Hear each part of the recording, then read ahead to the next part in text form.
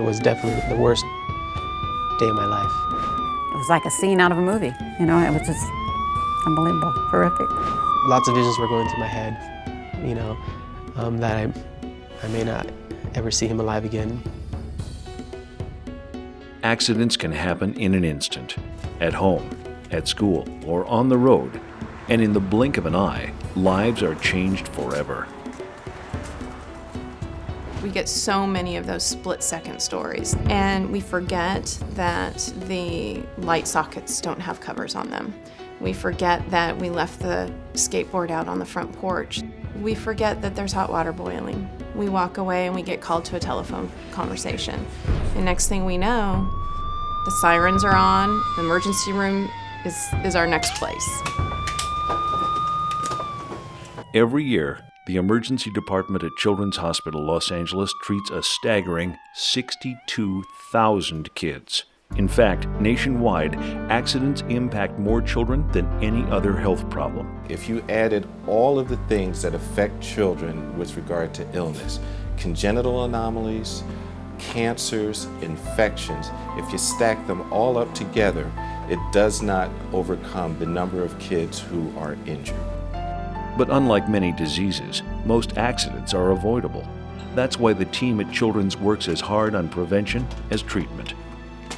Injury prevention is truly the holy grail of a trauma program. I think that we all aspire to essentially put ourselves out of business.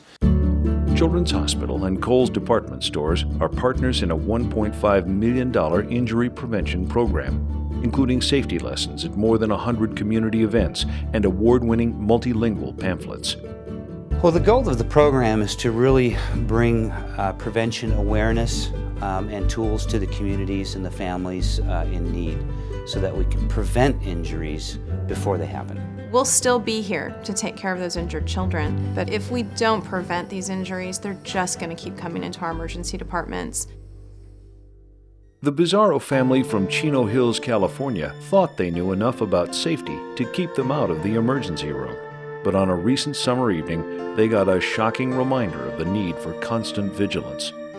Joyce Bizarro took her 6-year-old grandson Tristan and 2 cousins for a quick visit to McDonald's. My daughter lives just like around the block from it, so it's something we do quite regular, and we either walk or ride our bike. But this time, the 3 boys jumped on their scooters and raced ahead of their grandmother. None of them wore helmets. They were just too excited to remember the rules. I was yelling to stop everything. By the second curb, I could tell they were not going to stop, and I was probably a block and a half. At that point, I was actually running, yelling at them.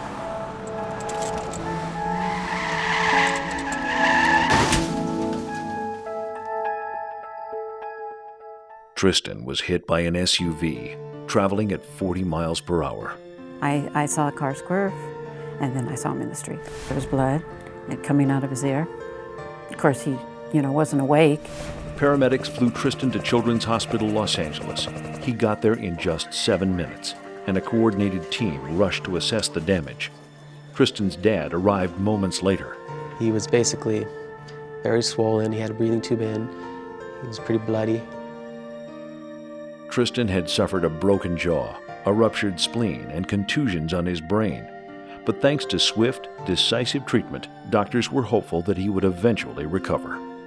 The first 2 days, we slowly started to watch him get a little better. It just really felt like it was a collaborative effort between multiple teams making the best decisions possible for my son. After a week in intensive care, the little boy started to get better. How's Tristan doing today?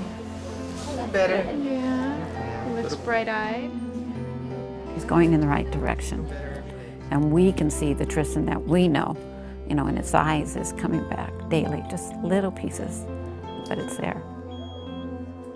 Cases like Tristan's act as a constant reminder of just how easily a life can be ruined, and how something as simple as a helmet can prevent so much pain and suffering. I think the true value and the true work of a trauma program is actually preventing those injuries from happening. I actually get to walk through a park and recognize that all the children that we've spoken to at a local elementary school are wearing their bike helmets, wearing their knee pads, riding safely, and doing all those safe practices that essentially keep me to sleep at night. It keeps you going because you're like, okay, we missed one. we've got to get another one. We got to educate this family. This family needs to educate another family. Prevention is key. And although Tristan will likely recover completely, his family learned the hard way to never let its guard down and to always remember the basics. If he was wearing a helmet, definitely less severe head trauma.